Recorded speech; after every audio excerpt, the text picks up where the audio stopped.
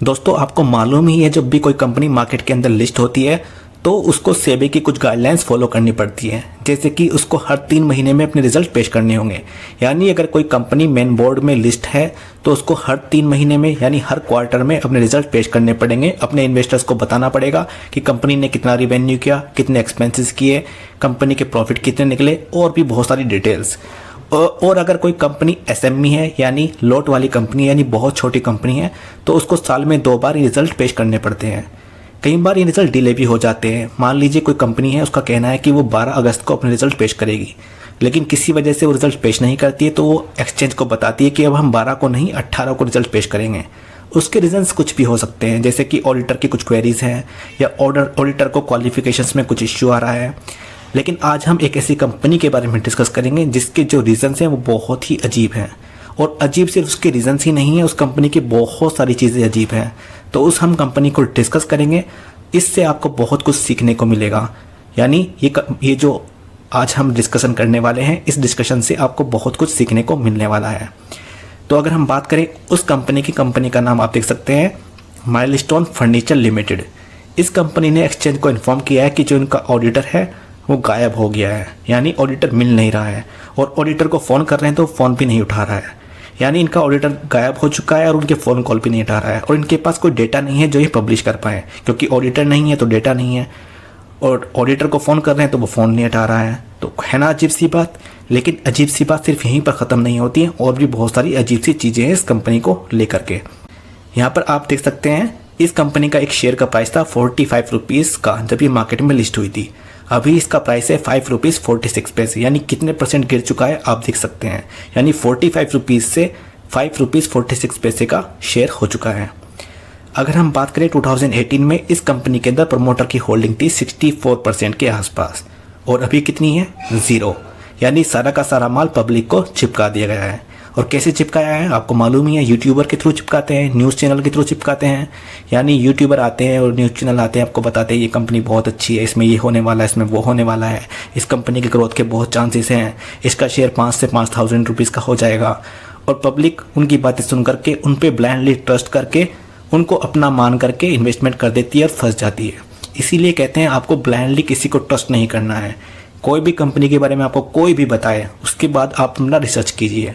अब हम इस कंपनी की आगे की स्टडी कर लेते हैं। तो देख सकते हैं कंपनी का नाम माइलस्टोन फर्नीचर लिमिटेड। 2014 में ये कंपनी इनकॉर्पोरेट हुई थी, 2018 में लिस्ट हुई थी, और ये कंपनी बनाती है होम एंड ऑफिस फर्नीचर। इसके अलावा होम एंड ऑफिस को डिज़ाइन भी करती है। मार्केट कैप देखें तो 5 करोड़ का मार्केट कैप है, यानी बहुत ही सूक्ष्म कंपनी है। पीई हमें कोई देखने को नहीं मिलता है, क्योंकि लॉस मेकिंग कंपनी को कोई पीई नहीं होता है। यहाँ पर आप देख सकते हैं अगर बिल्डिंग ऊपर की तरफ बनती है तो वो होता है प्रॉफिट, नीचे की तरफ बनती है तो होता है लॉसेस। यहाँ पर देखो आप लगातार लॉसेस बना रही है। अगर हम कंपनी का प्रॉफिट एंड लॉस अकाउंट देखें तो सेल्स आप देख सकते हैं 80 लाख की सेल्स थी मार्च 2020 में, जो अब 0 पर पहुँच चुकी है। यानी पिछले 2 साल से कंपनी ने कोई सेल्स नहीं की है, 2 साल से 0 सेल्स। लेकिन एक्सपेंसेस 2 साल में ज़बरदस्त तरीके से बढ़े हैं।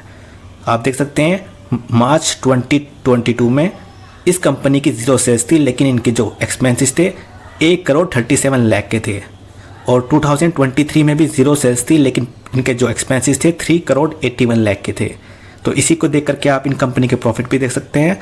कंपनी लगातार लॉसेस में जा रही है।